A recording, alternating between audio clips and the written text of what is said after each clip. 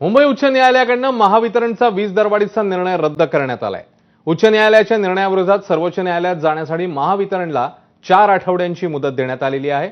एक मोठी अपडेट यामधली मुंबई उच्च न्यायालयाकडून महावितरणचा वीज दरवाढीचा निर्णय जो आहे तो रद्द करण्यात आलाय।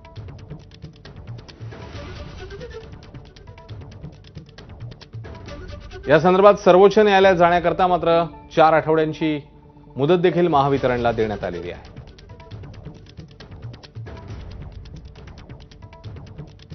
तुषार गोळे या संदर्भातले अपडेट देतील। तुषार, निश्चितच नागरिकांसाठी अत्यंत मोठा आणि दिलासादायक हा संपूर्ण निर्णय म्हणायला लागेल की न्यायालयाने जी याचिका न्यायालयामध्ये वेगवेगळ्या दाखल करण्यात आल्या त्याची एकत्र सुनावणी झाली तेव्हा न्यायालयाने महावितरणने जी वीज दरवाढ लागू केली होती त्याला स्थगिती दिलेली आहे।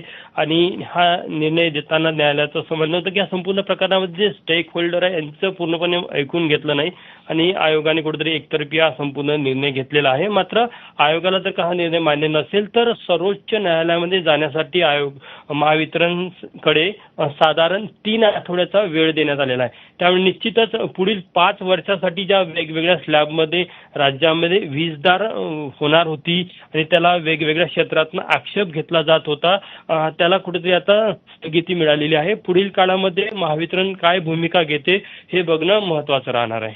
धन्यवाद तुषार या सगळ्या सविस्तर माहितीबद्दल।